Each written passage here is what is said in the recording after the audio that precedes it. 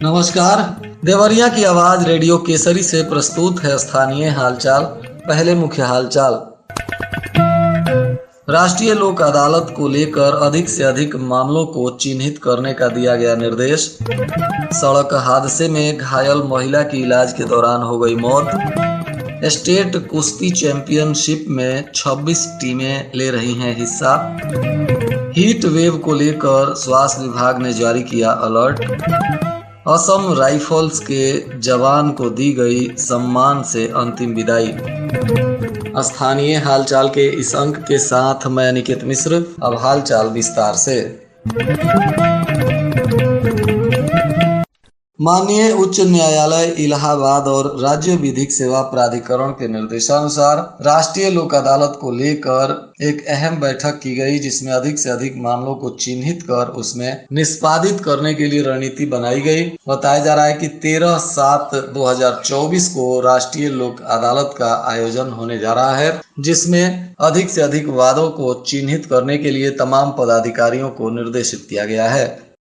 मई थाना क्षेत्र के भागलपुर सलेमपुर मार्ग पर 65 वर्षीय वृद्ध महिला की मोटरसाइकिल सवार ने जोरदार ठोकर मार दिया था, जिसमें वह घायल हो गई थी। महिला को डॉक्टरों ने गोरखपुर रेफर कर दिया था और गोरखपुर ले जाते समय रास्ते में महिला की मौत हो गई है। यह वृद्ध महिला गीता देवी बताई जा रही हैं। उम्र लगभग 60 वर्ष है और राम अवध यादव की पत्नी है। यह सोमवार की देर शाम घर से थोड़ी ही दूर पर कहीं जा रही थी, तभी मोटरसाइकिल सवार तेज रफ्तार से इन्हें ठोकर मार दिया, जिसमें यह घायल हो गई थी। इनके सिर में चोटें लग गई थी।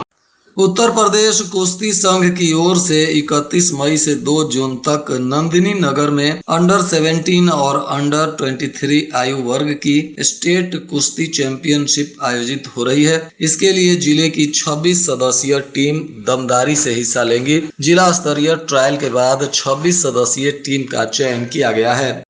खामपर थाना क्षेत्र के भिगारी बाजार निवासी असम राइफल्स में तैनात अरविंद शाही का शव जैसे ही उनके घर पहुंचा, सैनिक गाड़ी से पहुंचे इस शव को देखते ही पूरे गांव के लोग दरवाजे पर एकत्रित हो गए। भारी संख्या में भीड़ उमड़ पड़ी। परिजनों में चीख पुकार मच गया। रोने से सबकी आंखें नम हो गई। शव पर लोगों ने पुष्प अर्पित कर उन्हें भावभीनी श्रद्धांजलि दी। इस दौरान असम राइफल्स के वरिष्ठ पदाधिकारी नरेंद्र कुमार सिंह ने पुष्प चक्र चढ़ाकर श्रद्धांजलि दी। अरविंद शाही की मौत 25 मई को इम्फाल में चीनी सीमा पर ड्यूटी के दौरान हो गई थी। शव को दरवाजे की रस्म पूरी करने के बाद ढिंगारी भटनी मार्ग के बगल में जिगिनही पोखरे पर ले जाकर सैनिक सम्मान के साथ अंत्येष्टि किया गया। इस दौरान भारी संख्या में लोग मौजूद रहे। असम राइफल्स के जवानों ने शस्त्र उल्टा कर शव को सलामी दी। इस दौरान उनके एकमात्र पुत्र अंकित कुमार शाही ने उन्हें मुखाग्नि दी।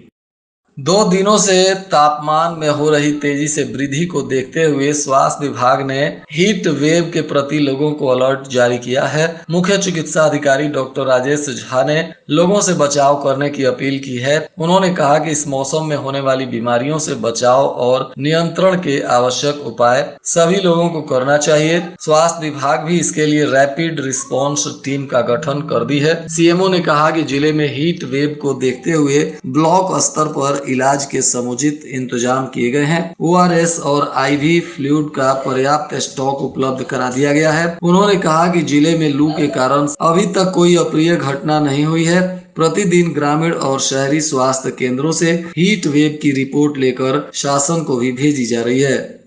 उन्होंने कहा कि हीट वेव को लेकर अधिक से अधिक पानी पीना है, हल्के रंग के सूती और पसीना सोखने वाले कपड़ों को पहनना है, धूप में निकलते समय चश्मे, छाता या सिर पर टोपी, गमछा या चप्पल अवश्य रखना है। खुले में कार्य करते समय चेहरा, हाथ पैर को गीले कपड़े से ढके रहें और संभव हो तो छाते का प्रयोग करें। सुबह 11 बजे से दोपहर 3 बजे के बीच संभव हो तो धूप में निकलने से बचें। घर में बने पेय पदार्थ जैसे लस्सी, नींबू पानी, छाछ इत्यादि का सेवन करें। पेट में मरोड़, घमौरियां, शरीर में कमजोरी, चक्कर, तेज दर्द, उकाई इत्यादि जैसे लक्षण आए तो स्वास्थ्य केंद्र पर जाकर डॉक्टर से सलाह लें।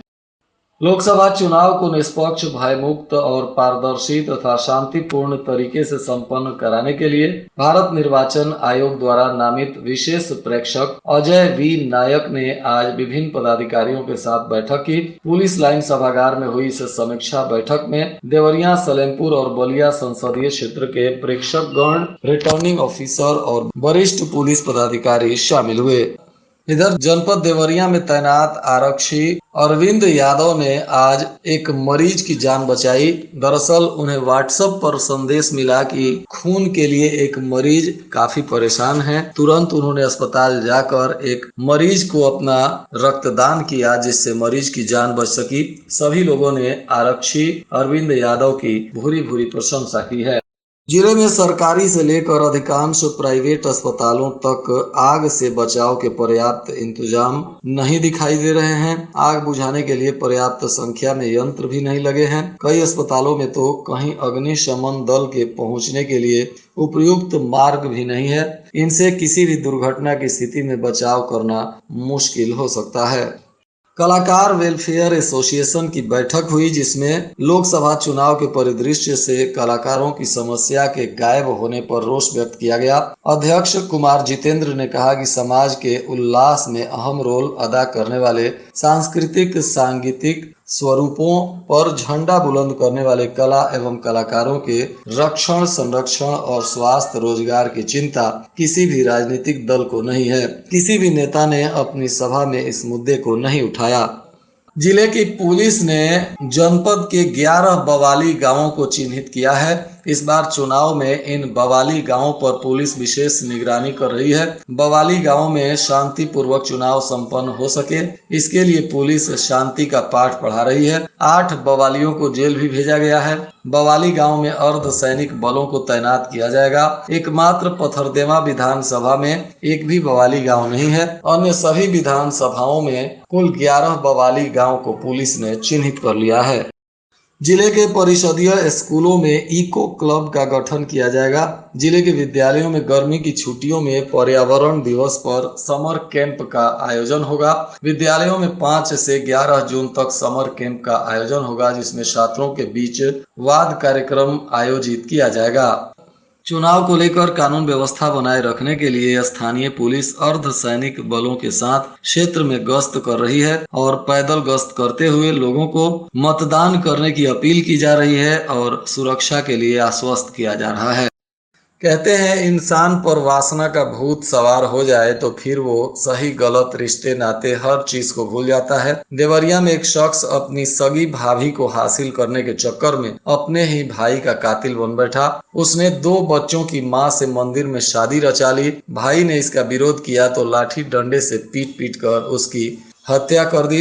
इस हत्याकांड के बाद पुलिस ने उसे हिरासत में ले लिया है। बताया जा रहा है कि रुद्रपुर के भृगुसरी गांव के रहने वाले संजय भारती उम्र 45 वर्ष पुत्र रामाधार की पत्नी से उनके छोटे भाई देवीलाल ने 9 मई को देवरिया हनुमान मंदिर पर शादी कर ली। देवीलाल कुंवारा है, इसके बावजूद उसने 2 बच्चों की मां अपनी सगी भाभी से शादी कर ली। इसी बात को लेकर दोनों भाइयों में पिछले 15 दिनों से विवाद चल रहा था। सोमवार की देर रात 11 बजे दोनों भाई आपस में विवाद करने लगे। इसी दौरान देवीलाल ने लाठी डंडे से पीट पीट कर संजय भारती को मौत के घाट उतार दिया और फरार हो गया।